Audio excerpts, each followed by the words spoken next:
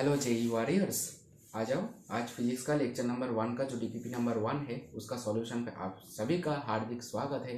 और आप सभी एकदम से मुस्कुराते रहिए, एकदम से हंसते रहिए और अपना स्टडी को एंजॉय करके आगे बढ़ते हुए चलिए।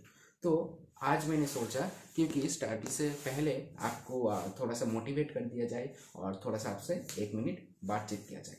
तो आज का जो मोटिवेशनल कोट्स है वो ये है कि आपका लाइफ पे जब भी आपको मुश्किलें आएगा ये आपको हर पल पे हेल्प करेगा।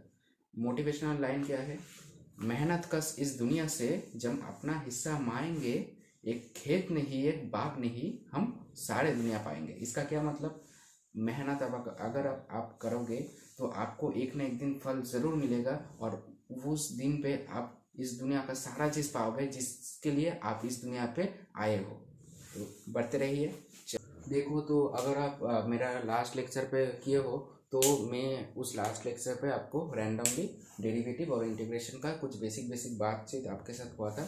तो आज कुछ रिमेनिंग वाला जो पार्ट है आप कंटेंट लिखा पे देख सकते हो। पहले हम कवर करेंगे remaining parts of derivatives and integration, then हम लोग कवर करेंगे kinematics basic formulas, and then हम लोग at least problem based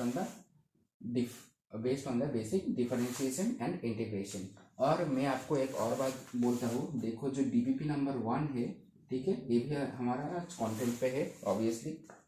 DPP number 1 का जो क्वेश्चंस रहेगा वो क्वेश्चन अब तक जितने सारा टॉपिक को हम लोग कवर किए हैं उन सारे टॉपिक के ऊपर बेस्ड रहेगा, जो कि आपको मैंने पीडीएफ टेलीग्राम चैनल पे भेज दिया है। और आपको मेरा जो यूट्यूब चैनल है उस यूट्यूब चैनल पे भी मैं इस इमेज को पोस्ट कर दिया हूँ। और आपको एक बात और बता देता हूँ, इस डीपीपी का जो आंसर की है, तो डीपीपी का सॉल्यूशन के बाद जो हमारा आंसर आएगा वही हमारा आंसर की है। और आंसर की को मैं आपको इंडिविजुअली मेरा यूट्यूब चैनल और टेलीग्राम क्या चैनल पे ऑब्वियसली पोस्ट कर दूंगा। तो चलो आ जाओ।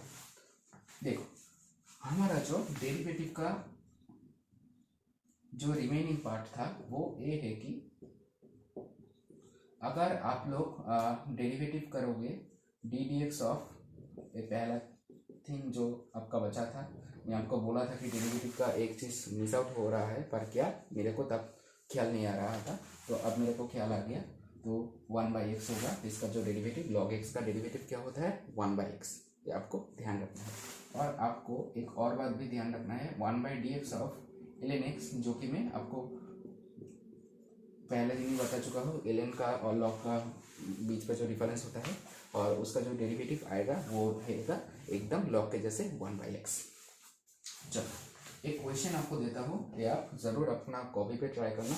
और मेरे आपसे विनती है, जिन जिन लोगों ने मेरे एक साथ मैं भी यहाँ पे बोर्ड पे इस क्वेश्चन को सॉल्व करूँगा, और आप वादा करो कि आप भी इसको अपना रफ कॉपी पे ज़रूर एक बार ट्राई ज़रूर करेंगे।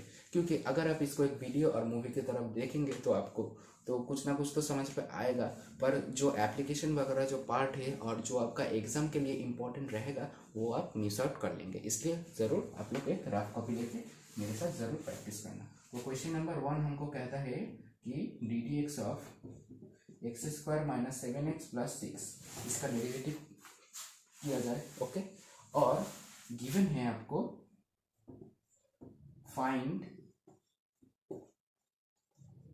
Derivative eight x = 3।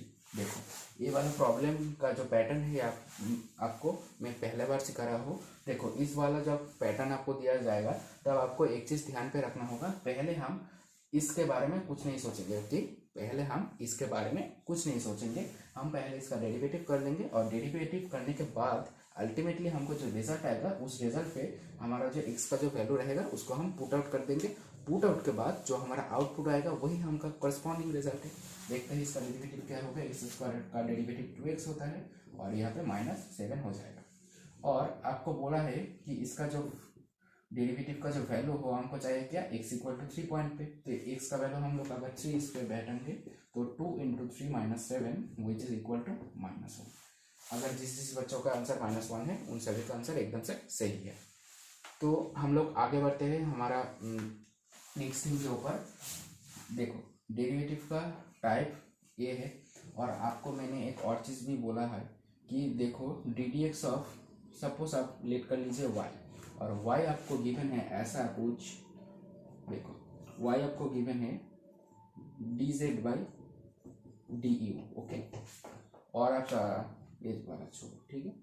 आप समझ लो कि अगर इसके अंदर एक और डेरिवेटिव रहेगा तो बात क्या होगा, ये मैं आपको एक क्विक रिकैप दे देता हूँ, क्योंकि मैं फर्स्ट दिन आपको ये बता चुका हूँ और जो कि आपको बहुत ज़्यादा हेल्प करेगा और आपको बहुत इंपॉर्टेंट है। जो कि हमका जो रिजल्ट आएगा उसका रिजल्ट है d²y/dx², ठीक है। और याद करने का तरीका भी मैं आपको बोल चुका हूँ। एक गया हमारा डेरिवेटिव का जो बचा कुछ जो बेसिक पार्ट है, एकदम से बेसिक चीज़ है, वो हमने डिस्कस कर लिया। उसके बाद हम लोग आएंगे इंटीग्रेशन का कुछ बेसिक बातें, ठीक है। देखो कल मैंने आपको इंटीग्रेशन का जो सिंबल और जो सिंटैक्स और जो फॉर्मेट रहता है वो बेसिक फॉर्मेट ये रहता है। और देखो ये वाला जो इंटीग्रेशन का जो फॉर्मेट्स है इसको हम क्या कहते हैं, अनडिफाइंड इंटीग्रेशन। अगर हम इस पे जो आउटपुट आएगा, सोचो कि वो gx आएगा और उसके साथ मैंने आपको सिखाया था कि एक कांस्टेंट वाला टर्म भी आएगा, ओके। तो इसके बारे में कोई दिक्कत नहीं है। और इधर पे दो चीज़ रहता है, इसका मीनिंग इस वाले टर्म पे एक वैल्यू रहता है और इधर पे भी एक वैल्यू रहता है। इस वैल्यू को कहते हैं लोअर लिमिट, ओके ओके। इसको क्या कहते हैं हमका लोअर लिमिट। और ऊपर वाला जो टर्म है जो आपको मैंने इधर पे दिखाया है इसको हम कहते हैं अपर लिमिट, ठीक है, ओके। चलो लोअर लिमिट और अपर लिमिट का अच्छे तरीके से समझते हैं कि ये चीज़ क्या है। इसको कहते हैं अपर लिमिट, ओके, और इसको कहते हैं लोअर लिमिट, ठीक है। क्लियर है एकदम से। ये वाला चीज़ आपको मोस्ट हेल्पफुल रहेगा, क्योंकि ज़्यादातर जो क्वेश्चंस है जो कि फिजिक्स के ऊपर बेस्ड है वो रहेगा डेफिनाइट इंटीग्रेशन के ऊपर। देखो अगर आपको लिमिट नहीं दिया गया है अपर और लोअर लिमिट तो उसको क्या कहेगा, इनडेफिनाइट इंटीग्रेशन। और अगर आपको लिमिट प्रोवाइड कर दिया गया है तो ऑब्वियसली वो आपका डेफिनाइट इंटीग्रेशन का पार्ट रहेगा। एक प्रॉब्लम करते हैं तो आपको क्लियरिटी आ जाएगा। क्वेश्चन नंबर 1 इंटीग्रेशन पे जो हमारा बनता है वो है,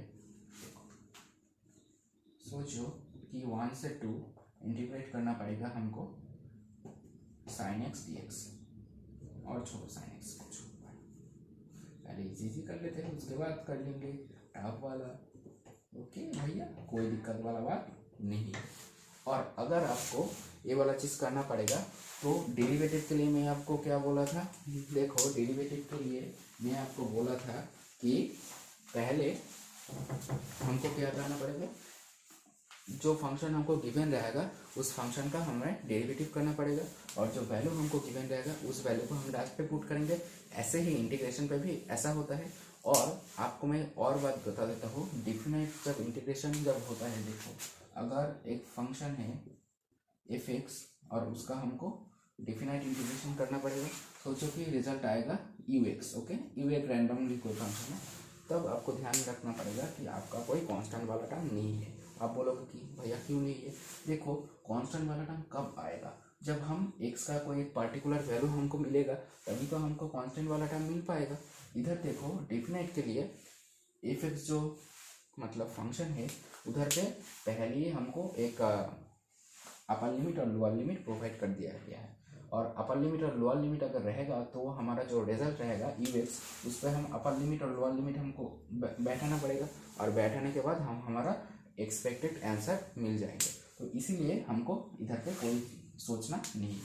और आपको एक और बात मैं बोल देता हूँ, इधर पे जब आपको ये वाला चीज़ ux आएगा, ठीक है, मैंने जस्ट बोला कि f(x) dx का डेरिवेटिव क्या है ux, तब आपको अपर लिमिट और लोअर लिमिट को कैसे पुट करना है। देखो पहले क्या बैठेगा, जो ऊपर है उसको ऊपर रखने दो, जो नीचे है उसको नीचे रखने दो, और उसके बीच पे एक नेगेटिव साइन लगा दो। भैया ने क्या बोला, जो चीज़ ऊपर है उसको ऊपर रखने दो, जो चीज़ नीचे है उसको नीचे रखने दो, और अपने अंदर और ऊपर और नीचे के बीच में एक नेगेटिव लगा दो। इसका क्या मतलब, ऊपर वाला चीज़ ऊपर पे होगा, नीचे वाला चीज़ नीचे पे होगा, ठीक है। ऊपर वाला चीज़ ऊपर पे जाएगा x के बदले, ठीक है। x का वैल्यू जब b होगा तब हमको u भी फाइंड आउट करना है, और उसके बाद एक नेगेटिव साइन लगा के हमको क्यू ए फाइंड आउट करना है। इसी के तरफ से हम लोग इसका जो करस्पॉन्डिंग आंसर आएगा वो हमको मिल जाएगा। ओके, तो देखते हैं ये वाला प्रॉब्लम को। पहले हम क्या करेंगे, इसको ऐसे ही लिख लेंगे। ठीक है, देखो ओके। और एक बात आपको बोलना था, देखो बहुत लोग ना इंटीग्रेशन को जनरली, जिसको मतलब आप समझ सकते हो कि जनरली इंटीग्रेशन का जो लिमिट्स है उसको थर्ड ब्रैकेट के अंदर पे रख दिया जाता है। जब हमको इस एफ एक्स डी एक्स का जब हमको इंटीग्रेशन पता चलेगा कि जो होगा कि यू एक्स फाइंड आउट करने के बाद आपको ऑब्वियसली अपर और लोअर लिमिट को एक थर्ड ब्रैकेट के अंदर आपको बैठाना पड़ेगा, ये आपका मस्ट है। ओके, ध्यान रखना। चलो बच्चों चलते हैं आगे। तो इधर पे मैं क्या करूँगा, पहले इसका इंटीग्रेशन करूँगा। क्या होगा इसका इंटीग्रेशन, देखो x to the power n का इंटीग्रेशन क्या होता है, x to the power n plus one by n plus one. Okay, तो इधर पे क्या होगा, x to the power three plus one by three plus one. और इधर पे इंटीग्रेशन क्या होगा, x to the power three यानी टू प्लस वन, और इधर पे आएगा टू प्लस वन, और इधर पे अपर और लोअर लिमिट एक दूसरे के अंदर बैठ जाएगा, फोर और x to the power four plus इधर पे क्या आएगा टू और x to the power three. ठीक है, तो अब अगर चाहे तो ठीक है, चाहने का कोई बात नहीं है। अब आपको क्या करना है, भैया ने बोला था कि ऊपर वाला चीज़ ऊपर आगे जाएगा, नीचे वाला चीज़ बाद पे जाएगा, और उसके बीच पे एक नेगेटिव साइन जाएगा। तो क्या होगा, देखो एक्स के अंदर जब हम टू को असाइन करेंगे तब हमको वैल्यू क्या मिलेगा, वन बाई फोर इधर पे रहेगा, और हमको क्या होगा टू की पावर फोर, ठीक है, plus two by three into two cube. और अब आपका शुरू हो जाएगा जो कारनामा, जो हम अपने बोला था कि माइनस साइन एक दूसरे के अंदर बैठेगा। ओके, तो माइनस साइन कैसे बैठेगा, देखो नीचे वाला लिमिट का वैल्यू क्या है वन, तो एक्स पे क्या वैल्यू असाइन होगा, वन वैल्यू असाइन होगा, और वाई पे क्या होगा टू बाई थ्री ऐसे ही रहेगा, और वन उसका होल क्यूब इधर पे रह जाएगा। ओके, क्लियर हुआ आपका बात। देखो अगर अभी तक सब कुछ क्लियर है तो मेरे को रेड हार्ट चाहिए, और इधर पे अगर आप कैलकुलेशन करेंगे तो आपको ये वाला टर्म मिलते हुए चले जाएंगे। ठीक है, अब आपका बेसिक सब्सट्रैक्शन वाला पार्ट है जो कि आप इजीली कर पाएंगे। ठीक है, फोर को हम इधर ही रख देते हैं, और इन तीनों से हम एलसीएम लेंगे तो 12 आएगा। 12 फोर 16 से 48 माइनस इधर पे 3 आ जाएगा, और इधर पे माइनस 8 आ जाएगा। ओके, तो इधर पे क्या आएगा 4 प्लस 12। ओके, 48 से हम लोग 8 को सब्ट्रैक्ट करेंगे तो क्या होगा 40 माइनस 3 इक्वल टू 37। हमारा एक्सपेक्टेड आंसर क्या रहेगा, अब इधर से एलसीएम लो तो 48 प्लस 37 इज इक्वल टू कितना होगा, देखो तो 5 इधर पे आ जाएगा, 1 कैरी होगा 85, और नीचे 12। जिनका भी आंसर एक बार पे मेरे समझाने के पहले 85/12 आया था, तो उन सभी का आंसर बिल्कुल सही है। बहुत बहुत आपका धन्यवाद, आप लोग बहुत आगे निकल गए हो, इसीलिए बहुत बहुत शुक्रिया। ओके, चलो हम हमारा नेक्स्ट प्रॉब्लम को देखते हैं। अच्छा, अब अगर हम अपर लिमिट लोअर लिमिट को समझ गए और एक उसका कोरिस्पॉन्डिंग प्रॉब्लम भी कर लिए, तो हमको एक फॉर्मूला जानना आवश्यक है। वो फॉर्मूला क्या है, रूल, और इसका फॉर्मूला भी कह सकते हो। एक नंबर जो फॉर्मूला आएगा उसको मैं पहले डिस्कस करूँगा, और उसके बाद कुछ दूसरा वाला फॉर्मूला पे मैं आऊँगा। देखो, जब मैंने एक आपको क्विक रिकैप दे देता हूँ, d d x of u and v. Okay, इसका जब हमने डेरिवेटिव कर लिया था तब क्या हुआ, जो पहला वाला जो फंक्शन था, ठीक है, उसका हमने क्या किया था, उसको मैं वैसा ही रखने दिया, और इसका हम पहले डेरिवेटिव कर लिए थे। ओके, एकदम से क्रिस्टल दिया। देखो पेन का दिक्कत हो रहा है, क्या करेगा। ठीक है, आपके साथ 10 सेकंड बातचीत कर लेते हैं, तब तक पेन को भी भूख मिट जाएगा। देखो, तो इधर पे क्या होता है ना, आपको समझ पे आ गया कि वो क्या है, u इंटू जो दूसरा फंक्शन रहेगा उसका हम लोग डेरिवेटिव करेंगे, और जो बाकी वाला जो टर्म रहेगा उसको हम वैसे ही रख के जो रिमेनिंग वाला फर्स्ट टर्म है उसका डेरिवेटिव कर लेंगे। ओके, एकदम से क्रिस्टल क्लियर। अगर अभी तक सब कुछ क्लियर है तो जल्दी जल्दी हम लोग अपना सेशन को आगे लेके चलते हैं। चलो, पेन को पानी पिलाना हो गया, अब बारी है हमारा सेशन को कंटिन्यू करने का। देखे तो मैं ठीक ठाक से दिखाई दे रहा है कि ना? देखो ब्लर हो गया था, देखो एकदम से ब्लर हो गया था। अब ठीक है, चलो देखो। अब अगर आप इसका डेरिवेटिव करेंगे तो क्या आएगा? Plus v into d u by d x आएगा। Okay nice. आपको अगर सब कुछ क्लियर दिख रहे हैं तो मेरे को बोलना, और अगर आपको दिक्कत हो रहा है तो भी मेरे को बोलना।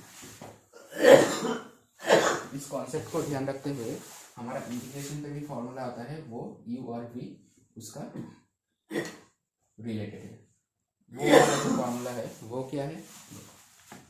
इस फॉर्मूला को समझने के पहले आपको मैं एक बार बोलता हूँ कि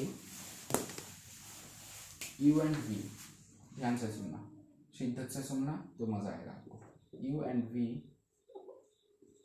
are the function of x। Okay, u and v are the function of x। तो हमारा जो आउटपुट आएगा वो क्या होगा? देखो, पहले को हम पहले के जैसे रखेंगे, मतलब u को हम u के जैसे रखेंगे, और पहले हम v का इंटीग्रेशन करेंगे x के रिस्पेक्ट में, क्योंकि v का जो फंक्शन हमने लेट किया है वो हमने किसके ऊपर लेट किया है? x के रिस्पेक्ट पे। चलो, और फर्दर इंटीग्रेशन करना पड़ेगा आपको u v dx। इसका मतलब क्या है? इसका सिग्निफिकेंस क्या है? देखो, आपको अगर दिया जाए कि x इंटू एक्स प्लस 3 इसका इंटीग्रेशन करो भैया के फॉर्मूला के अकॉर्डिंग, तो आप क्या करेंगे? इस प्रॉब्लम को अगर आप समझ पाएंगे तो मेरे लिए आसानी होगा आपको बोलने पे कि इस डबल इंटीग्रेशन का मीनिंग एक्चुअली क्या है। देखो, इसका मीनिंग आपको मैं पहले बता देता हूँ।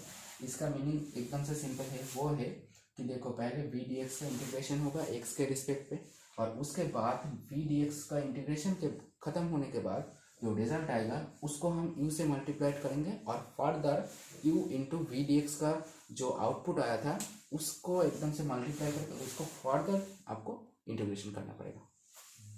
मैं जानता हूँ आपको समझ पे नहीं आया, इसीलिए मैं आपको एक प्रॉब्लम दिया। देखो क्या होगा, x होगा इधर पे, x होने के बाद क्या होगा? इंटीग्रेशन ऑफ सेकेंड पार्ट, इसको तो आप आराम से समझ पाएंगे, और जो सेकेंड वाला टर्म है उसको आप ध्यान से समझना। यहाँ पे जो सेकेंड वाला टर्म था उसका इंटीग्रेशन होगा, क्या होगा? पहले x, और इसका इंटीग्रेशन क्या होता है? X square by 2 plus 3x। Clear?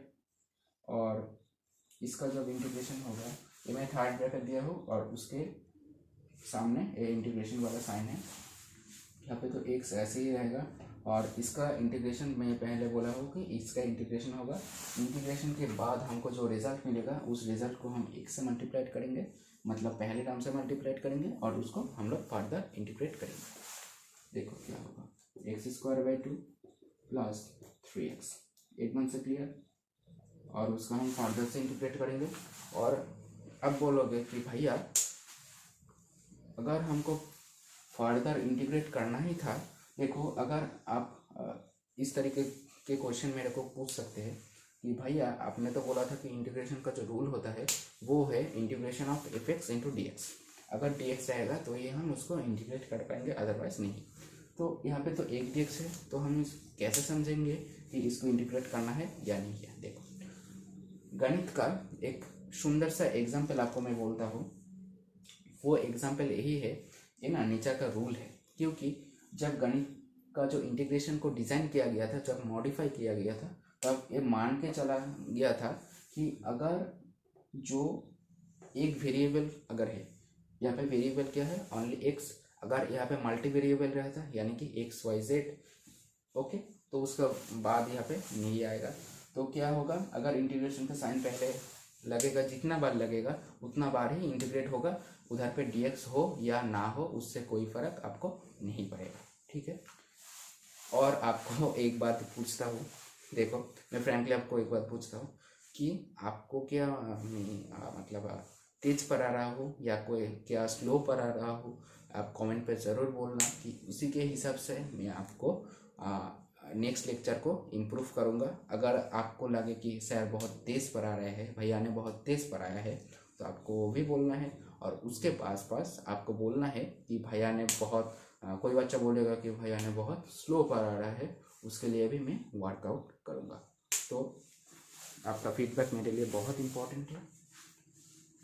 इसी के साथ साथ स्टार्ट करते हैं हमारा कार्यवाही। तो यहाँ पे आएगा x³ 2 और इधर पे आएगा 3x² और माइनस साइन इधर पे बाहर पे वेट करता हुआ जाएगा हमारा यारा सा नन्हा सा। और यहाँ पे इंटीग्रेट क्या होगा, देखो ठीक है आपको बात है, देखो x से अगर हम मल्टीप्लाइड करेंगे तो क्या होगा, x³ 2 plus 3x² into dx। एकदम से सिंपल है आपके लिए, ओके। तो नेक्स्ट चीज़ हम लोग देख लेते हैं। ओके अच्छा, बोर्ड एकदम से क्लियर है। तो यहाँ पे क्या आएगा, x³ 2 plus 3x² minus integration of this term will be equal to क्या होगा, 1/2 बाहर पे आएगा क्योंकि 1/2 एक कांस्टेंट है। और आपको जाते जाते मैं एक और रूल भी बोलता हूँ, integration of ax dx where a equal to constant. देखो डेरिवेटिव के तरह ही इंटीग्रेशन एक ही चीज़ है, कोई बहुत डिफरेंट थिंग नहीं है। डेरिवेटिव पे अगर किसी वेरिएबल के पहले कोई कांस्टेंट टर्म अगर रहेगा तो उसको हम क्या करेंगे, डेरिवेटिव का बाहर पे हम लोग उसको ले आएंगे। तो इंटीग्रेशन पे भी ऐसा ही होता है कि अगर कोई टर्म रहेगा तो उसको हम इंटीग्रेशन के बाहर ले आएंगे, ठीक है। एकदम से क्लियर है। चलो, तो इसी के साथ साथ मैं आपको बोल रहा हूँ कि ये वाला जो a रहेगा इसको हम बाहर लेके आएंगे और अंदर पर रहेगा x dx और ax dx का इंटीग्रेशन आपको पता है जो कि x² 2 होता है, ओके। इसी के तरफ से हम आपको बाहर ले आए और इधर पे जो इंटीग्रेट होगा वो रहेगा x⁴/4 प्लस 3x³ 3, ओके। इधर पे मैं कोई अपर लिमिट और लोअर लिमिट नहीं लगाया हूँ क्योंकि आप इसको पहले बार ट्राई कर रहे हैं। x³ 2 प्लस 3x² माइनस में जल्दी जल्दी अब करता हूँ, माइनस 3 से 3 कुपच हो जाएगा और इधर पे x³ वेट करेगा आपके लिए। और इसको अगर मैं सिंप्लीफाइड फॉर्म में लूँगा तो क्या होगा, इधर पे देखो -x³, तो -x³ 2 रहेगा क्योंकि देखो इसको और इसको आप कैलकुलेट कर लेंगे तो बचा रहेगा ए टर्म ही 3x² और माइनस x⁴/8, ओके। इसका भी आंसर ए रहा है, तो सभी का आंसर एकदम से सही है। तो बच्चों चलो आ जाते हैं, पिछले दिन लास्ट लेक्चर पे हमने जब काइनेमेटिक्स का शुरुआत में कुछ टर्म से हम लोग स्टार्ट किए थे काइनेमेटिक्स का इंट्रोडक्शन। तो उस थोड़ा छोटा बात को हम एक बार और रिमाइंड देने के लिए हाजिर हो चुके हैं। चलो देख लेते हैं पहले डिस्प्लेसमेंट क्या था। डिस्प्लेसमेंट जिसको हम इस और x से डिनोट करते हैं। पहले मैं डिनोट का बात करता हूँ क्योंकि हमारा जो रिमेनिंग पार्ट्स ऑफ वन वाला जो मतलब कंटेंट था ये हम डिलीवर कर चुके हैं ऑलरेडी। तो हमका डिलीवरी के लिए बाकी है 2 और 3। काइनेमेटिक्स का बेसिक फार्मूला अंडरस्टैंडिंग के पहले आपको कुछ टर्म्स है मैंने फिर से परिचय कर देता हूँ अगर आप भूल गए हो। तो हमारा जो सेकेंड है वो है वेलोसिटी, ओके, जिसको हमने v से डिनोट किया था। और मैं इस तरीके से आपको बोल जाता रहूँगा कि v से हम तो वेलोसिटी को तो डिनोट किए ही थे और इंटीग्रेशन पे इस वेलोसिटी का सिग्निफिकेंस क्या है उसको भी मैं बोलूँगा। इसको मैं dx/dt भी लिख सकता हूँ और अदरवाइज इसको मैं ds/dt भी लिख सकता हूँ, ओके। कोई दिक्कत वाला बात नहीं। थर्ड वाला जो टर्म आ जाता है वो उसका नाम है एक्सेलरेशन, जिसको हम ए से डिनोट करते हैं। इसको हम dv बाई dt भी कह सकते हैं, और इसको हम D square x by D T square लिख सकते हैं, और जिसको हम obviously D square S by D T square भी लिख सकते हैं। चलो कर लेते हैं हमारा कुछ फॉर्मूला का शुरुआत, जो कि हमको बहुत हेल्प करेगा through out the chapter obviously, and आगे भी आपको जेईई मेंस और एडवांस के लिए स्पेशली काइनेमेटिक्स का कुछ फॉर्मूलास रहता है, उसके भी आपको बहुत ज़्यादा हेल्प करेंगे। ठीक है, तो तब तक मैंने सोचा कि चलो पेन को थोड़ा सा इंक से भर लेते हैं। नया इंक आया है हमारा। पेन ना भाई बहुत डिस्टर्ब करता है, क्या पता। ब्लू पेन का जो इंक ना वो मेरे पास अभी अवेलेबल नहीं है, ये मैंने न्यू खरीदा है, तो कल मैंने ब्लू पेन का भी इंक खरीद लूँगा। उसके लिए आपका कोई टेंशन वाला बात नहीं है, और आपका स्टडी एकदम से ज़बरदस्त है, ये मेरे को पता है, क्योंकि जो कंटेंट का जो डिलीवरी इधर पे हो रहा है वो इंडिया का बेस्ट से बेस्ट आपको प्रोवाइड करने का कोशिश कर रहा हूँ। मेरे जो कॉलेज डे है, मेरे जो कॉलेज वर्क असाइनमेंट, उसके अलावा भी मैं बियॉन्ड द कंफर्ट जोन जब मेहनत करने वाला लगता हूँ ना, तब मैं हाई एम्पलीट्यूड पे ऑसिलेट करता हूँ, इसलिए आपका कोई टेंशन वाला बात नहीं है। चलो ओके, बहुत ज़्यादा बोल दिया, ठीक है। चलो तो ये वाला टर्म होगा, आ जाओ। पहला formula most important, okay, most important. अगर आप इसको नहीं करके एग्जाम पे चले गए तो सोचो कि आपका कुछ मार्क्स काइनेमेटिक्स से जो आपका आना ही आना था वो आपको नहीं मिलेगा।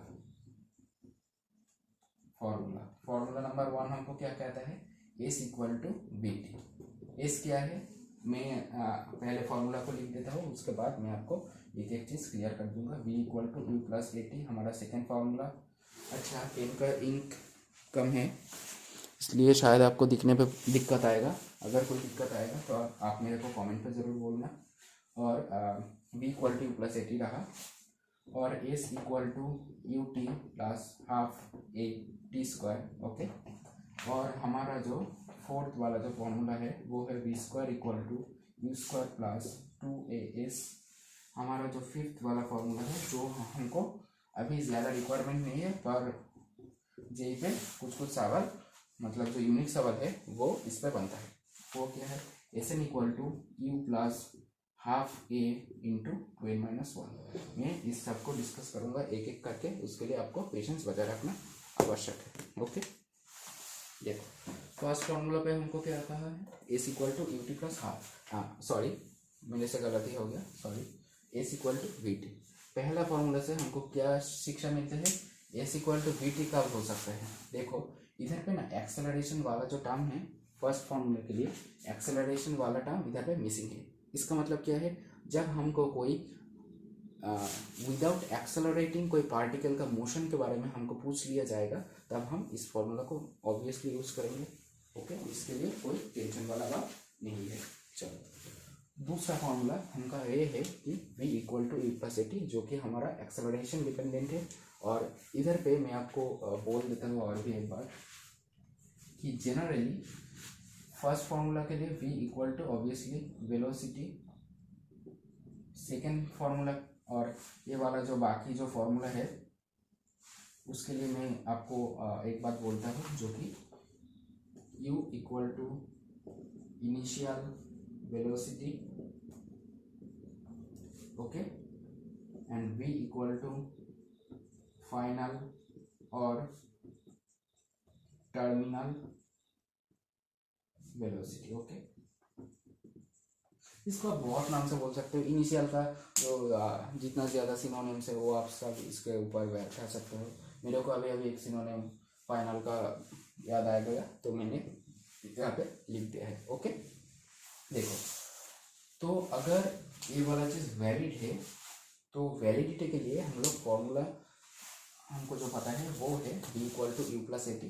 थर्ड फॉर्मूला है हमारा s equal to u t plus half a t square. अब गजब बात ये है कि देखो यहाँ पे एस यू एंड ए अगर आपको दिया हुआ है, तो आप टी के वैल्यू को आप बाहर कर सकते हो, और सॉरी टी का टी का वैल्यू आप निकाल सकते हो किसके हेल्प से, आप क्वाड्रेटिक आपको एक इक्वेशन मिल जाएगा, देख रहे हो इधर पे टी स्क्वायर और इधर पे टी है, और क्वाड्रेटिक के बाद आप लोग उस क्वाड्रेटिक का सॉल्यूशन जरूर फाइंड आउट कर सकते हो अगर उसका d greater than equal to zero है, मतलब discriminant greater than equal to zero है। चलो इसके बाद जो फार्मूला आता है वो है v square equal to u square plus 2as।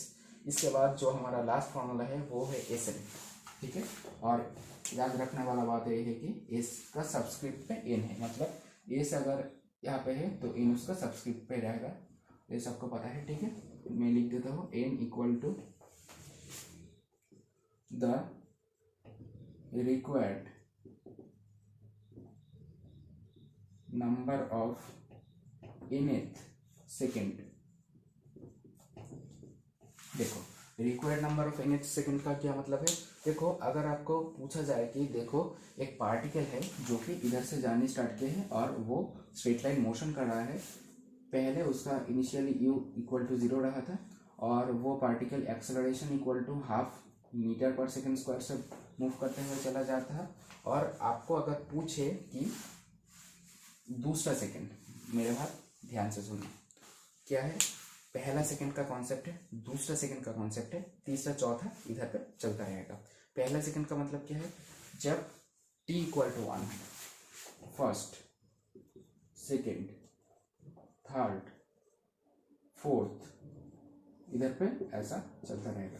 अगर आपको बोल दिया जाए कि पहला मिनट, मतलब फर्स्ट मिनट पे, फर्स्ट मिनट नहीं आता, ठीक है, पहला आता है, मतलब आपको बोलेगा कि पहला का जो डिस्प्लेसमेंट है वो क्या है, फर्स्ट डिस्प्लेसमेंट क्या है, इधर इस तरीके से क्वेश्चन आपको दिया जाएगा। फर्स्ट डिस्प्लेसमेंट का मतलब क्या है, टी का वैल्यू 1 है, टी का वैल्यू इधर पे क्या होगा 1 होगा, इधर पे 2 3 4 ऐसे चलते हुए चले जाएंगे।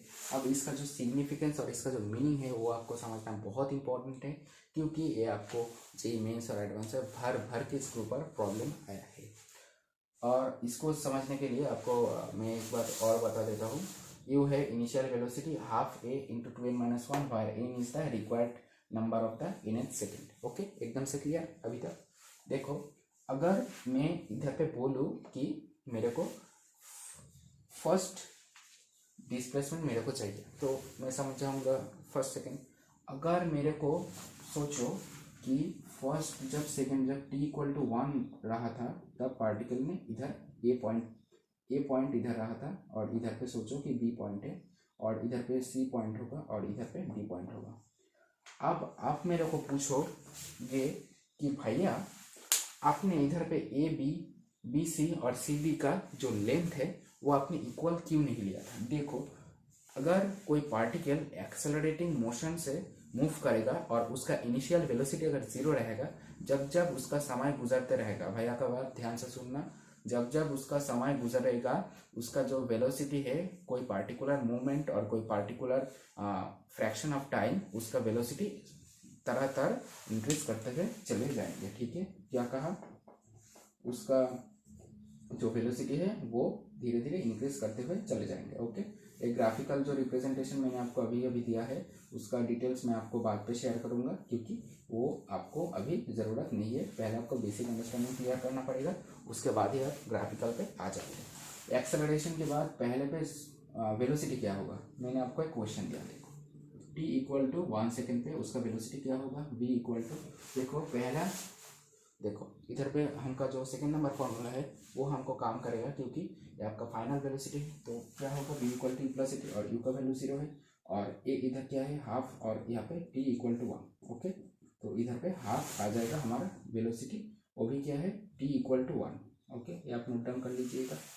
t इक्वल टू 2 पे आप क्या होगा, t इक्वल टू 2, देखो जब t इक्वल टू 2 है तब क्या है, अगर आप सोचोगे कि कॉम्प्लेक्सिटी अब ज़्यादा नहीं करके आपको मैं सिंपलेस्ट तरीके से बोलता हूँ।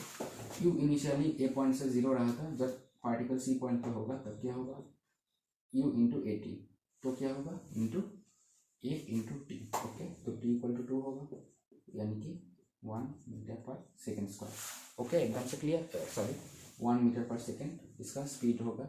इधर पे क्या होगा हाफ इधर पे क्या होगा 1 मीटर पर सेकेंड, ठीक है।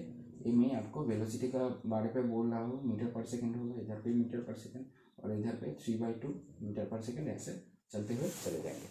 तो देखो इन तीनों पॉइंट पे स्पीड डिफरेंट है। इसका क्या मीनिंग है?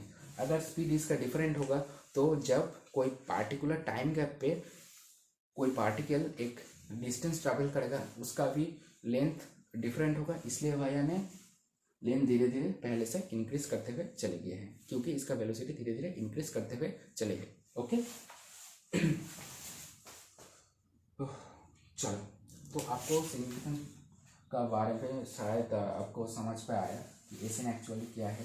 तो इस क्वेश्चन के अंदर आपको बोल दिया जाए कि S1 क्या होगा, तो मैं आपको बोलूँगा कि यू का वैल्यू तो सब जानते हैं कि 0, हाफ इंटू हाफ, क्योंकि एक्सेलरेशन का वैल्यू हाफ है, और एन का मतलब है कितने सेकेंड, मतलब first second, second second, third second, मतलब nth second. Okay, in general अगर मैं nth के लिए बोलूँ तो ऑब्वियसली nth सेकेंड होगा। अब हमारे क्वेश्चन पे क्या हम फाइंड आउट करने वाले हैं S1, इसलिए हम फर्स्ट सेकेंड के बारे में बोल रहे हैं।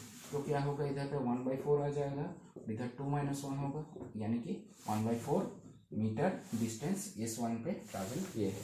यानी कि इसका मतलब क्या है, फर्स्ट सेकेंड पे ये पार्टिकल जो डिस्टेंस ट्रैवल किया है उसका वैल्यू ये है कि देखो, अब आपको बहुत मज़ा आएगा अगर आप ध्यान से सुनेंगे मेरा सारा बात।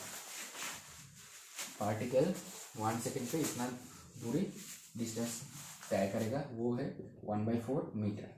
अब जब B से C पे आएगा तब क्या होगा, देखो ध्यान से सुनना अपनी बात, बहुत इंपॉर्टेंट चीज़ को मैं क्लियर करने वाला हूँ। Half into 2 into 2 - 1।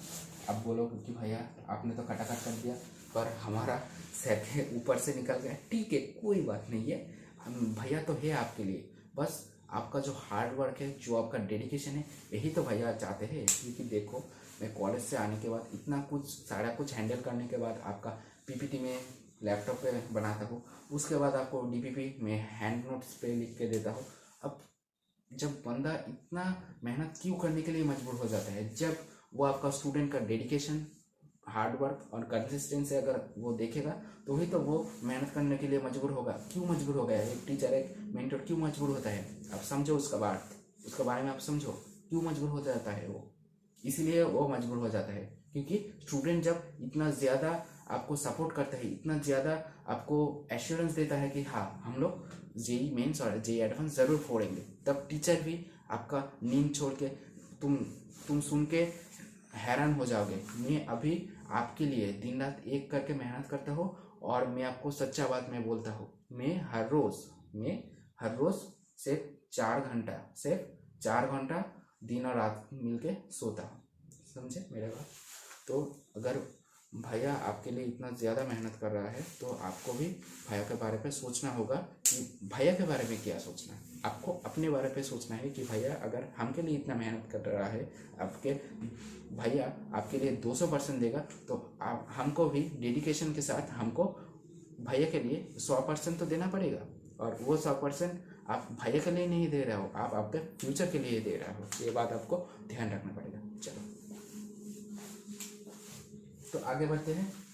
देखो यू का वैल्यू तो इनिशियलाइज t = 0 पे 0 था, और इधर पे प्लस होगा। हाफ तो पहले ही था हमका फॉर्मूला का हाफ, और a का वैल्यू हम लोग लिख लिए हैं, और इधर पे 2 तो पहले ही था, और इधर पे 2 सेकेंड के लिए हमको निकालने के कहा है, तो इसलिए हम 2 सेकेंड पे कितना डिस्टेंस ट्रैवल किया है। इसका मीनिंग बहुत इंपॉर्टेंट है, सोचो, एक एक बात को समझो तो ही तो आप आगे बढ़ोगे।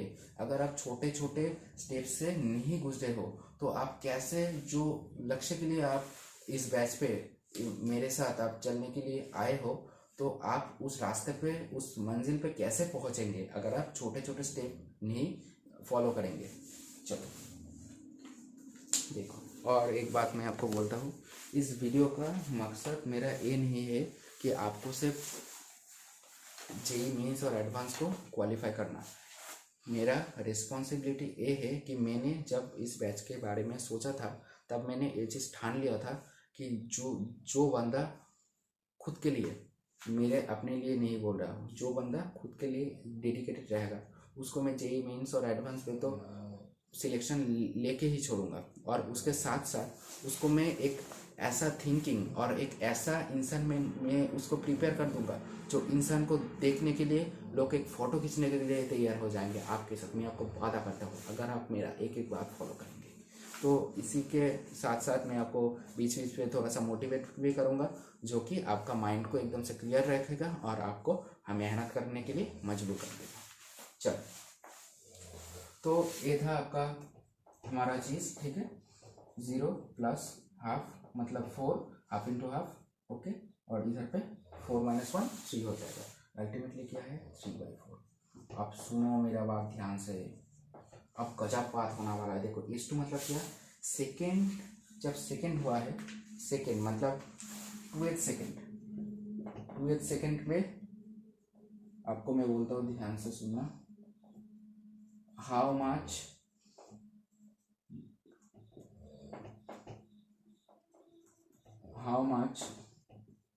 डिस्टेंस द पार्टिकल ट्रेवल, ठीक है, how much distance the particle travel in nth second. इसके लिए तो हम लोग आए थे, क्यों, इसको हम क्या कहते हैं, एसन कहते हैं। लिख लो अपने कॉपी पे, सब लोग लिख लो, नहीं तो बाद पे पछताओगे कि भैया ने बोला था हमने लिखा नहीं। बहुत इंपॉर्टेंट बात है। अब इसका मतलब क्या है, S2 जब किसको रिप्रेजेंट करेगा, आप 3/4, ऑब्वियसली आप इसका मीटर पे सोच लो। तो S2 कहाँ होगा, t = 0 से t = 2 तक का जो डिस्टेंस, और जो आप सॉरी डिस्टेंस कहना मेरे को गलत साबित हो सकता है, यहाँ पे डिस्प्लेसमेंट होगा। और अगर मैं यहाँ पे डिस्टेंस कहूँगा तो भी गलत नहीं है, क्योंकि मैंने जब इस क्वेश्चन को स्टार्ट किया था तब मैंने आपको बोला था कि यहाँ पे पार्टिकल्स का जो मोशन रहेगा वो एकदम से स्ट्रेट लाइन मोशन रहेगा। इसके लिए आपका कोई टेंशन वाला बात नहीं है। चलो स्टार्ट करते हैं। तो 3/4 इस इधर से ए और सी का बीच का जो डिस्टेंस है वो है 3/4, A to C, okay. A to C अगर 3/4 होगा तो आप मेरे को आसानी से B to C कह सकते हैं, क्योंकि A भी आपको पता है। तो वो क्या हो जाएगा, ये 2/4 यानी कि 1/2, ओके। 1/2 डिस्टेंस ये होगा। ऐसे ही आप सारे कुछ चीज़ को आप तैयार कर सकते हैं। तो बहुत हुआ हमारा थ्योरी, आज का थ्योरी आपका इतने तक ही है। तो इसके बाद हम लोग जो करेंगे वो है हमारा थर्ड कंटेंट, जो कि बेसिकली बेसिस है हमारा applications of derivative integrations and with आपका रहेगा जो काइनेमेटिक्स का हम लोग बेसिक फॉर्मूला किए थे। तो एप्लीकेशन ऑफ डेरिवेटिव और इंटीग्रेशन को काइनेमेटिक्स के द्वारा हम लोग कैसे समझ सकेंगे, तो वही हमारा नेक्स्ट कंटेंट रहेगा। और वो कंटेंट को करने के बाद उस कंटेंट पे मैं आपको max to max 4 to 5 question करवाऊंगा, जो कि आपको डीपीपी सॉल्व करने के लिए हेल्प करेगा, ओके। तो आपका डीपीपी का भी कोई टेंशन नहीं है, और आपका जो बचा कुछ चीज़ था वो भी मैं कवर कर दूँगा। तो आप आपका नेक्स्ट टॉपिक पे हम लोग मूव करते हैं। चलो, कोड के साफ करते हुए आपको मैं एक और बात बताता हूँ। देखो डीपीपी का जो क्वेश्चन है और उसका जो आंसर की है, मैं आपको एक और रिमाइंडर दे देता हूँ। उसका जो आंसर की है वो डीपीपी के सॉल्यूशन के बाद ही आपको मिल जाएगा। और अभी अभी देखो 12 बजने पर कितना मिनट बचा है, देखो 10 मिनट बचा है, देखो 10 मिनट बचा है। तो मेरे को ये रिकॉर्डिंग करते करते एक बज जाएगा क्या, 1:15 हो जाएगा। उसके बाद मेरे को थोड़ा सा मतलब सेटिंग करना है। उसके बाद तो अपलोड होने पे बहुत ज़्यादा टाइम लगता है, आपको भी पता है, मेरे को भी पता है। चलो स्टार्ट करते हैं हमारा पहला क्वेश्चन। हेलो बच्चों, हमारा जो कंटेंट नंबर 3 था हमारा लेक्चर पे, वो था हमारा कुछ प्रैक्टिस प्रॉब्लम्स। तो मैंने आपको बोला था कि मैं ज़्यादा नहीं करवाऊँगा, आपको सिर्फ 4 और 5 इंपॉर्टेंट प्रैक्टिस प्रॉब्लम जो कि जेईई मेंस के लिए एकदम से इम्पोर्टेंट है, वो आपको करवाऊँगा, जिसके थ्रू आपका कॉन्सेप्ट एक डाउट एकदम क्लियर हो जाएगा। चलो हमारा पहला प्रॉब्लम एकदम से वह शानदार है, आप ही मेरे को बोलने के लिए मजबूर हो जाओगे कि भैया क्या प्रॉब्लम लिया था आपने, ठीक है। और देखो हमारा जो फर्स्ट प्रॉब्लम है वो क्या कह रहा है a particle is moving with a speed v equal to b root x along positive x-axis, then calculate the speed of the particle at time t equal to tau. देखो पहला चीज आपको ध्यान रखना पड़ेगा, moving with speed not velocity, आपको ये ध्यान रखना पड़ेगा, ठीक है। Moving with speed, okay, along with the positive direction of x axis. मतलब अगर आप कोऑर्डिनेट सिस्टम के बारे में पता है तो obviously positive direction of x axis होगा, ये बात आपको बोल दिया गया है पहले से। और तीसरा बात आपको क्या कहना है कि आपको time t equal to tau पे आपको पार्टिकल का स्पीड पूछा है। देखो अब इस प्रॉब्लम को करने से पहले बहुत सारा बच्चा ऐसा कहेगा कि पार्टिकल का स्पीड ना कांस्टेंट है। सर क्यों कांस्टेंट है? क्योंकि यहाँ पे t इक्वल टू टाउ पे हमारा स्पीड के बारे में पूछा है, और गजब बात ऐसा है कि वेलोसिटी का जो टर्म है जो कि t का इंडिपेंडेंट है। इसका मतलब क्या है? वेलोसिटी पे कोई t वाला टर्म नहीं है। इसका मतलब एक ऐसा है, इसका मतलब क्या है? इसका मतलब एकदम से सिंपल है, ओके। तो हम लोग सिंपल मेथड से आप लोग को समझाते हैं। तो देखो यहाँ पे x है, हमको एक ऐसा टेक्निक हमको अपनाना पड़ेगा।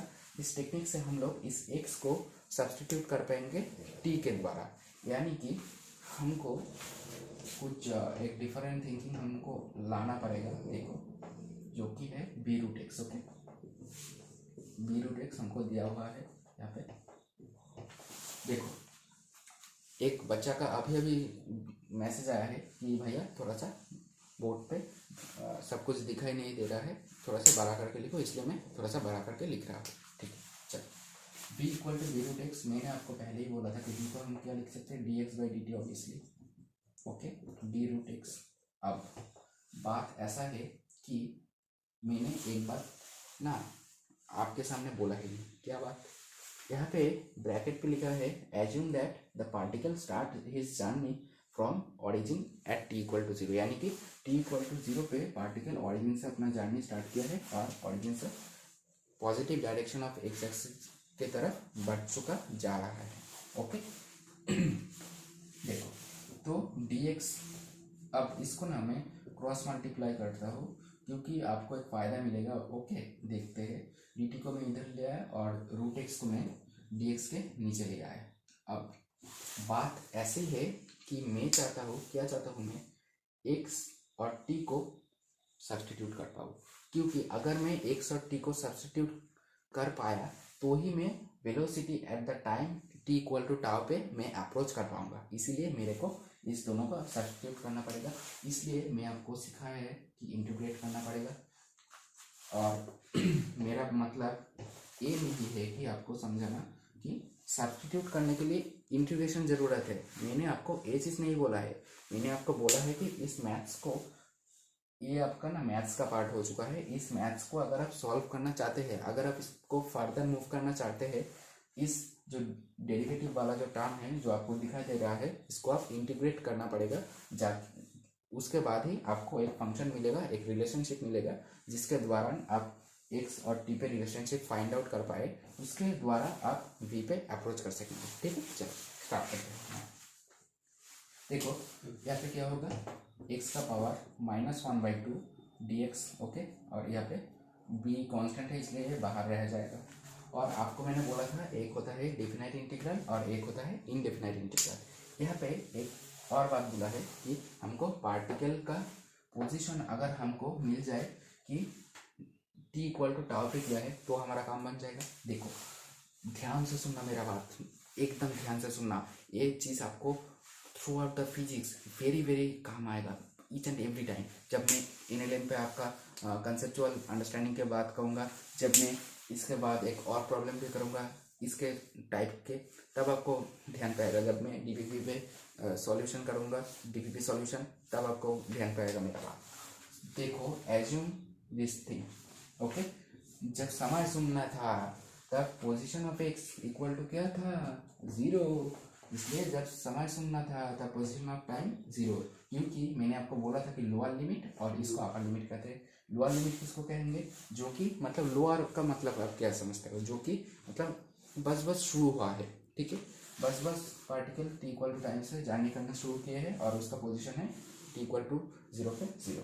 अब जब पार्टिकल का टाइम टाउ है लेट, हम लोग सोच लेते हैं कि पार्टिकल का जो पोजीशन है वो हो जाएगा x, इसलिए अगर हम इसको इंटीग्रेट करेंगे तो हमारा क्या आंसर आएगा, x टू पावर 1/2 एंड इसके नीचे आएगा 1/2, क्योंकि x to the power n का जो फॉर्मूला होता है वो क्या, x to the power n+1/n+1। और आपको एक बात मैं बोलता हूँ, देखो आप लोग फिजिक्स का जो भी अब चैप्टर करें, जेई मेंस जेई एडवांस और किसी भी आपका जो स्टेट्स जेई है, उसके पहले ना आप जो अगर आप कोई ड्रॉपर बच्चा नहीं हो, अगर आप 11th के हो, तो आप ज़रूर मेरा जो फर्स्ट और सेकंड लेक्चर ज़रूर देखना। आपका जो डेरिवेटिव और इंटीग्रेशन का सारा कुछ डाउट्स क्लियर हो जाएगा, एक एक चीज़ एकदम क्रिस्टल की तरफ चमकते हुए दिखेंगे। क्योंकि अगर आप बेसिक चीज़ आपको नहीं आएंगे तो दिक्कत होगी बहुत चीज़ों पे, वो आप समझ ही सकते हैं। ओके, और मैं आपको एक बात और बोलता हूँ, अभी मैं फॉर्मूला को जब मैं लिखता हूँ उसके साथ साथ आपके साथ दोबारा रिपीट करता हूँ, पर जब हम आगे बढ़ते हुए चलेंगे तब ये चीज़ नहीं होगा, क्योंकि तब हमको मालूम पड़ जाएगा कि आपको भी ये चीज़ करने से हैबिट हो गया है। अगर हम किसी चीज़ से हैबिट हो जाते हैं ना, तो हम उसके मतलब सोचने का ज़्यादा टाइम नहीं लगता, क्योंकि मैं इस चीज़ से हैबिट हो चुका हूँ। तो मेरा काम क्या है, आपको भी इससे हैबिचुएट करने का। तो अगर आप इससे हैबिचुएट हो जाएंगे तो आप भी ये काम कर सकेंगे। ओके, ठीक है भाई, चलो। तो यहाँ पे क्या आ जाएगा, लोअर लिमिट 0 अपर लिमिट x, और अब मैं ऑब्वियसली जल्दी करूँगा, ठीक है, क्योंकि ये एकदम से बेसिक डिफरेंस इंटीग्रेशन का पार्ट है। और हाफ अगर ऊपर जाएगा तो 2 हो जाएगा, और x to the power half, और यहाँ पे अपर लिमिट x और लोअर लिमिट 0। आप कहेंगे कि भैया ने तो बोला था थर्ड ब्रैकेट, ये ट्रेडिशन है, मैं सिंप्लीफिकेशन के लिए ऐसा कर सकता हूँ। ओके, अगर आपको समझ पे आया तो कोई बात नहीं है, अगर आपको समझ पे नहीं आया तो आप बोलना, नेक्स्ट दिन से मैं थर्ड ब्रैकेट के अंदर लिखूंगा। चलो, टी एंड ऊपर लिमिट माइनस लोअर लिमिट, यानी कि टाउ रहेगा यहाँ पे, और यहाँ पे क्या रहेगा 2 into obviously x to the power half, क्योंकि और एक जो टर्म होगा वो 0 टू द पावर हाफ, जो कि एकदम से अच्छा रुको 0 टू द पावर हाफ, ठीक है, वो 0 हो जाएगा, तो उसका कोई मतलब हमको नहीं है। तो ये क्या हो जाएगा, अगर हम बोथ साइड पे स्क्वायर कर देते हैं तो क्या होगा, 4 into x equal to b square tau square. Okay, अभी तक कोई दिक्कत वाला बात आपको नहीं है। तो हम लोग x का जो वैल्यू पाएंगे वो है b square tau square whole to the power 4, ये हम इक्वेशन नंबर 1 दे देते हैं। ओके, अच्छा देखो, अच्छा हमको ना अब x का वैल्यू अगर हमको मिल गया तो हमको क्या चाहिए, अब ध्यान से देखना,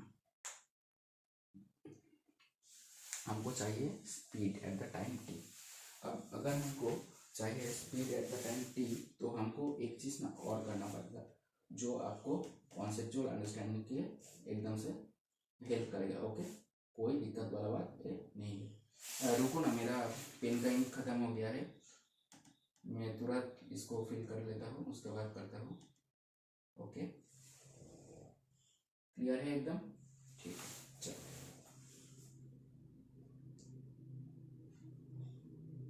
ओके, तो अगर हम इस तरीके से बढ़ गए कि t इक्वल टू टाउ पे, ठीक है, क्या बोला, t इक्वल टू टाउ पे उसका पोजीशन क्या है, तो t इक्वल टू टाउ पे उसका स्पीड भी हम लोगों को निकल जाएगा एकदम आसान से। तो v इक्वल टू क्या होगा, b इंटू एक्स का जो वैल्यू है हमको इधर से आया b square tau square by 4, तो क्या होगा इधर से b square tau square by 4 equal to b into b tau by 4 equal to b square tau by 4। Okay, तो ये हमारा v का वैल्यू आएगा, और सॉरी यहाँ पे 2 आ जाएगा, क्योंकि स्क्वायर रूट अंदर पे लगा हुआ है, 2 आ जाएगा, जो कि हमारा एकदम से करेक्ट है। कहाँ पे देखो बी स्क्वायर, तो ऑप्शन नंबर बी हमारा एकदम करेक्ट है।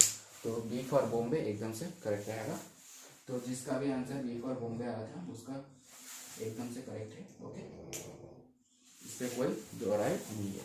देखो, इस मेथड के बाद मैं सोच रहा हूँ कि आपके लिए एक और मेथड लिखते हैं, और मेथड, ठीक है, और ये मेथड का नाम मैंने क्या दूंगा SP स्टार। सुनना ध्यान से, SP स्टार आपका कॉपी पे लिख लेना। इसका फुल फॉर्म देखो, मेरा नाम क्या है शुभम पाल, मैं कहाँ पे रहता हूँ वेस्ट बंगाल। और मैं आपको एक जानकारी में दे देता हूँ, मैं वेस्ट बंगाल पे रहता हूँ, इसलिए मेरे को बंगाली, इंग्लिश, हिंदी सब लैंग्वेज के बारे में मेरे को पता है। अगर किसी बच्चों का डाउट अगर बंगाली, हिंदी और इंग्लिश किसी भी लैंग्वेज पे आए तो उसके बारे में कोई टेंशन वाला बात नहीं है, क्योंकि आपको भैया को ये तीनों लैंग्वेज पता है। अगर कोई बच्चा चाहता है कि बंगाली पे डाउट पूछ सकता है, वो भी चलेगा, कोई दौड़ा इस पर नहीं है। तो SP स्टार का मतलब क्या है, शुभम पाल। शुभम पाल का स्टार वाला मेथड, ये स्टार वाला मेथड मोस्ट इम्पॉर्टेंट है, और जो कि आपको आपका जो एवेल्युएशन है, जो आपको हेल्प करेगा किस पे, इतना ज़्यादा देखो इस वाले मेथड पे ना मैं बहुत ज़्यादा इसको एलाबोरेट किया हो। SP स्टार वाला मेथड क्या है, इसको कभी भी एलाबोरेट नहीं करेगा, इसको एक डिफरेंट टाइप से आपको थिंकिंग को डेवलप करेगा। देखो तो B इक्वल टू B√X। अच्छा, मैं आपको जब पहले दिन आया था तब मैंने बोला था, और आज भी मैंने आपको रिकैप के वक्त बोला था कि A इक्वल टू V इन, अच्छा रुक जाओ, देखो ये वाला चीज़ ना मैंने स्किप कर दिया, देखो दिमाग से तुरंत से निकल गया था, अब याद आएगा तो आपको बोल देते हैं। देखो एक्सेलरेशन जो होता है वो होता है dV/dx, ओके, इस पे सॉरी dV/dt, इस पर कोई दोहराई नहीं है। एक्सेलरेशन को हम एक और टर्म से लिख सकते हैं d²x/dt², इस पर कोई बात नहीं है।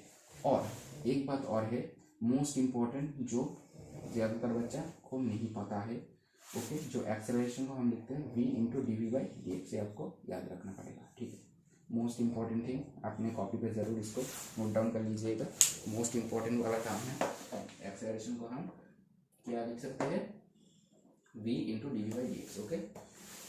चलो हम पेन चेंज कर लिए है। अच्छा, तो अगर हम एक्सेलरेशन के बारे में अगर कुछ सोचे, क्योंकि मेरे को दिख रहा है कि मेरे को V भी पता है और dV मतलब V के डेरिवेटिव x के रिस्पेक्ट पे, तो हमको वो भी मिल जाएगा, और वो भी टाइम t पे। देखते हैं क्या होता है, देखते हैं, अगर नहीं होगा तो छोड़ देंगे, अगर हो जाएगा तो अच्छा बात है। देखो तो इसको हम क्या लिख सकते हैं, V/dV/dx, ओके। एंड V का वैल्यू हमको क्या दे रखा है, B√x, जो कि हमारा A है, और इधर पे V को क्या दे रखा है हमको, सॉरी dV/dx, मतलब x का डेरिवेटिव होगा ऑब्वियसली, तब उसका मतलब हाफ आ जाएगा और नीचे √x आ जाएगा, ओके। क्लियर क्लियर आपका, ठीक है। अगर कोई डाउट किसी भी जगह पे है तो मेरे को ज़रूर आप रोक दीजिएगा, उसी वक्त पे मैं आपका सारा डाउट क्लियर करते हुए चले जाऊँगा। यहाँ पर आएगा B² और खुपच हो जाएगा √x, और नीचे बच जाएगा 2, जो कि A का वैल्यू है। अब ध्यान से सुनना मेरा बात ध्यान से सुनना, ठीक है। सुनना मेरा बात ध्यान से। अब A को मैं लिख सकता हूँ dV/dt, ओके। अभी मैंने लिखा था B²/2। अब बात यह है कि dt को उधर मल्टीप्लाई कर देते हैं और 2 को इधर पे रख देते हैं, तो क्या आएगा B² dt, ओके। अब भैया का बात याद आया, उस बात का बारे में, इस बात के बारे में जब समय सुनना था, और जब आपको सेकेंड फॉर्मूला आपको बुलाया था कि V, okay, V equal to U plus AT, okay. जब समय सुनना था तब ऑब्वियसली इनिशियल वेलोसिटी उसका क्या रहेगा, 0 रहेगा, क्योंकि आप देखो t इक्वल टू 0 से बस वो ओरिजिन से स्टार्ट किया था। इसका मतलब क्या है, बस अभी वो स्टार्ट किया था, अभी उसका कोई स्पीड नहीं है t इक्वल टू 0 पे, ठीक है। और a तो मतलब a के बारे में कुछ नहीं कह सकते, और t का वैल्यू तो 0 है, तो v इक्वल टू 0, ठीक है। अच्छा देखो, इसका तो कोई मतलब ही नहीं है, ये वाला चीज़ ना मेरे को मेरा मतलब गलत हो गया है, इसका तो कोई सिग्निफिकेंस ही नहीं रहा है इस प्रॉब्लम पे। जब समय सुनना था, ठीक है, तब क्या होगा, तब वेलोसिटी भी 0 रहा होगा। सोचो ध्यान से सोचो, मेरा बात पे यस नहीं करके आपके मन के बात सोचो। जब समय शून्य रहेगा तब तो वेलोसिटी ऑब्वियसली जीरो रहेगा, क्योंकि वो अभी अभी स्टार्ट हुआ है। जब समय इक्वल टू टाउ जो हमको रिक्वायरमेंट है, जब समय इक्वल टू टाउ जो हमको रिक्वायरमेंट है, कहाँ पे गया, यहाँ पे गया। तो समय इक्वल टू टाउ जो हमको रिक्वायरमेंट है, तब वेलोसिटी क्या होगा, वही तो हमको निकालने के लिए कहा है, speed of the particle at the time t equal to tau. तो क्या होगा इस पर, वेलोसिटी इक्वल टू वी होगा, मतलब जब टाइम इक्वल टू टाउ होगा तब वेलोसिटी इक्वल टू वी, और यहाँ पे जब इंटीग्रेशन करेंगे तो अल्टीमेटली जो रिजल्ट आएगा वही मैं लिख देता हूँ, वी आएगा, क्योंकि वी का जो इंटीग्रेशन आता है वो है वी, और ऊपर लिमिट माइनस लोअर लिमिट यानी कि वी। ठीक है, अब मैं थोड़ा सा तेज तेज पढ़ा रहा हूँ। ओके, तो इधर पे वी क्या आ जाएगा, बी स्क्वायर टाउ बाई 2, ये हमारा एकदम से करेक्ट आंसर आएगा। तो गजब बात ऐसा है कि दोनों मेथड से आपका देखो एकदम से करेक्ट आंसर आ गया। और इस बात का खासियत यही है कि एसपी स्टार का जो मेथड मैंने इतना ज़्यादा लंबा खींचा है, वो मेथड आपका इतने से ही बन गया। पर ध्यान रखने वाला बात यही है कि ये मेथड ऑब्वियसली यूनिक होगा। ईच एंड एवरी स्टेप पे आपको लगेगा कि हाँ, मैंने आज भैया से कुछ नया चीज़ सीखा, और इस चीज़ को आप कुछ और भी प्रॉब्लम पे इम्प्लीमेंट कर सकेंगे, जिसके द्वारा आपका जो प्रॉब्लम का जो वक्त लगेगा वो बहुत ही कम लगेगा। ठीक है, चलो let us see our next question. The particle moves in a straight line and its position x at a time t is given by x square equal to 2 plus t. Its acceleration given by option number A, B, C and D. देखते हैं क्या होता है। देखो ये भी एक अच्छा सा प्रॉब्लम है। एक्स स्क्वायर के साथ और टाइम के साथ आपको एक रिलेशन दिया गया है। देखो अगर आप इस रिलेशन को काम पे लगाएंगे तो आपको जबरदस्त चीज़ आपको ध्यान पे आ जाएगा। ओके, देखो तो बात ये है कि एक्स स्क्वायर इधर पे है, टाइम इधर पे है। देखो क्या किया जाए, जैसे कि हमारा एक सुंदर सा चीज़ आया है। देखो अगर मैंने सोचा कि चलो बोथ साइड पे अगर हम डिफरेंशिएट करते हैं with irrespective of the x and y, तो अगर आप सोचेंगे कि ठीक है मैंने एक्स के रेस्पेक्ट पे डेरिवेटिव करूँ और इधर पे भी मैं एक्स के रेस्पेक्ट पे करूँ तो भी आपको कोई फ़र्क नहीं पड़ेगा। अगर आप किसी मतलब आर्बिट्ररी एक के रेस्पेक्ट पे सोचो कि आप यहाँ पे D of x square, okay, और यहाँ पे आप डी ऑफ 2 प्लस डी, इसका मतलब जो है इसका इक्विवेलेंट मीनिंग भी होगा, वो है कि d d x of x square equal to d of d x, okay, 2 plus d. Okay, इसका भी सेम मीनिंग होगा, और इसका इक्विवेलेंट एक और भी मीनिंग होगा जो कि d d t of x square equal to 2 plus d d t by t. Okay, अगर इतना तक समझ पे आ गया तो क्लियर है। अगर आपको सारा कुछ तो जल्दी जल्दी आगे बढ़ते हैं। चलो आज ना मतलब पेन का इतना सा इशू आ रहा है, ये नीट पे ना प्रॉब्लम है भाई। ठीक है, नीट को पलटा चेंज करना पड़ेगा, यानी कि मेरे को एक नया पेन देखना पड़ेगा। ओके चलो देखते हैं।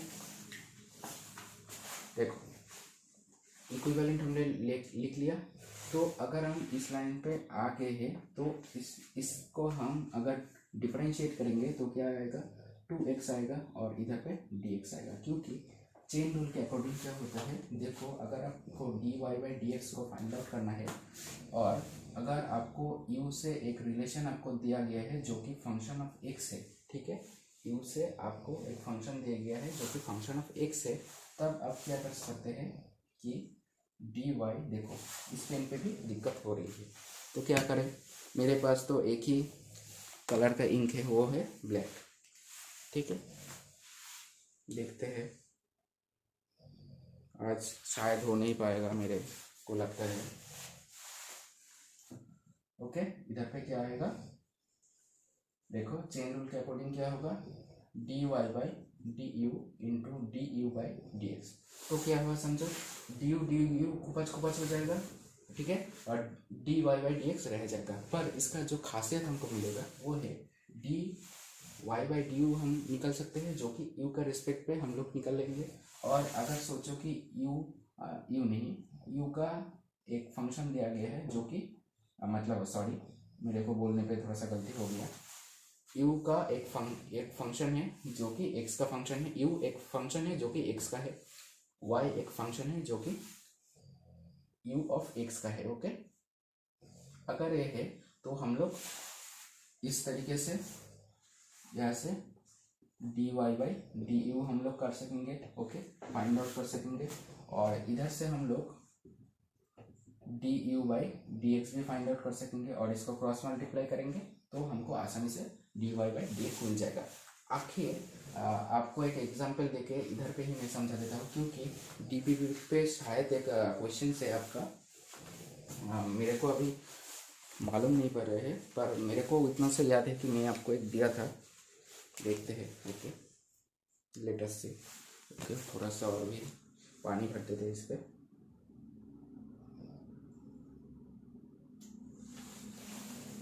ठीक है, कितना भी हो जाए, कितना भी मेरे को इंक आज डालना पड़ेगा, मैं आज इस क्लास को छोड़ के ही आपको रहूँगा। ओके, देखो इधर पे इंक लग गया मेरे बुक पे, इधर पे एक इंक लग गया। चलो चलते। ओके, देखो अगर अगर अगर अगर क्या अगर अगर आपको यू, ठीक है, अगर आप सोचो कि मैं आपको बोल देता हूँ, एक प्रॉब्लम शायद आपका डीपीपी पे होगा।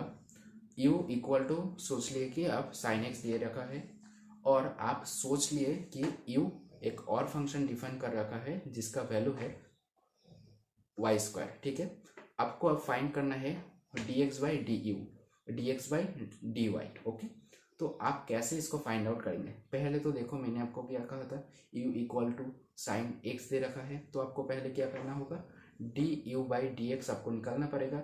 उसके बाद आप लोग क्या करेंगे, आप लोग इसको ट्राई करेंगे जो कि मैंने आपको बोला था कि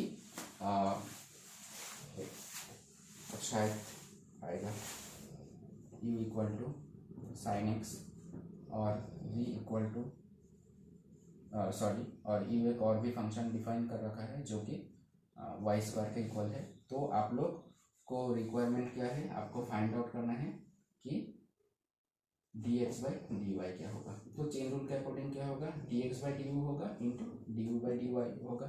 तो अगर आप चेन रूल को अप्लाई करेंगे तो आपको ए वाला और ए वाला टर्म को फाइंड आउट करना पड़ेगा। इसके लिए आप क्या करेंगे, इधर पे d u by d y को फाइंड आउट करेंगे, और इधर पे d u by d x को फाइंड आउट करेंगे। अगर आप इसको फाइंड आउट करके दोनों को डिवाइड कर देंगे तो आपका काम एकदम आसानी से हो जाएगा। तो मैं एक बार डीपीपी को थोड़ा सा चेक कर देता हूँ। देखो आज का लेक्चर पे जो हुआ, सच में आपके साथ मेरे साथ भी बुरा हुआ। देखो इंक एकदम से ख़त्म हो चुका है। ठीक है, अब कोई चारा नहीं हमको बचा खुचा है। देख लेते हैं, अगर कोई दूसरा टाइप का सवाल आपको डीपीपी से दिया गया है तो मैं आपको थोड़ा सा बोल देता हूँ। देखो अभी तक तो कोई डिफरेंट टाइप का नहीं दिखा है मेरे को। ठीक है, एकदम से इजी है, एकदम इजी डीपीपी है। फर्स्ट डे के लेक्चर पे आपको एकदम इजी डीपीपी आपको दिया गया है, क्योंकि आप फर्स्ट सीख रहे हो, इसीलिए आपको इम्पोर्टेंट है। तो हमारा जाने का वक्त हो गया और आपको दिखाई देता हूँ सच। देखो टाइम बज चुका है 1:15, और मेरे को अभी ये वीडियो अपलोड करना है, तो मेरे को अभी भी 1 आवर लग जाएगा इसको यूट्यूब पे डालने के लिए। तो ऑब्वियसली आपका बहुत सारा टाइम वेस्ट हुआ है इंक वगैरह और कुछ समझाने पे, कुछ एक्स्ट्रा थिंग। तो खैर छोड़ो, वो टाइम वेस्ट नहीं है, वो हमारा माइंड के रिफ्रेशमेंट के लिए है। तो बहुत बहुत धन्यवाद, और ध्यान रखना एक चीज़, मेरा सेंटेंस, आज का काम आज करना है। अगर आप आज का काम आज नहीं करेंगे तो आप कभी भी नहीं कर पाएंगे। अगर आपका लाइफ पे अगर बैकलॉग अगर एक बार होना शुरू हो जाएगा तो ये बैकलॉग आपका पूरा लाइफ को एकदम डैमेज कर देगा। और दूसरा बात ये है कि मेरा कहना कि जब तक मैं निपट नहीं जाऊंगा तब तक मैं वीडियो देखना बंद नहीं करूंगा। इसका क्या मतलब, जब तक आपका हेल्थ अच्छा रहेगा तब तक आप कैरी आउट कर लीजिएगा। देखो बात यह है कि आपको मैं सच बात आज का बोलता हूँ। आज जब मैंने कॉलेज पे गया था, एक मिनट का बस आपका टाइम लूँगा, उसके बाद ख़त्म हो जाएगा। आज जब मैं कॉलेज गया था सुबह से इतना सा सर दर्द हो रहा था क्योंकि मैं बस 4 आवर्स स्लीप करता हूँ। ओके, तो कॉलेज पे गया था, ठीक है। कॉलेज पे जाने के बाद थोड़ा सा इधर उधर घूम लिया और सर दर्द थोड़ा सा मिट गया। पर जब घर वापस लौट आए थोड़ा सा स्लीप वगैरह ले लिया और फिर से सर दर्द शुरू हुआ। कितने बजे से? 9 बजे से। नोट कर लिया, 9 बजे से फिर से सर दर्द शुरू हुआ और 9 बजे से 10 बजे तक चला।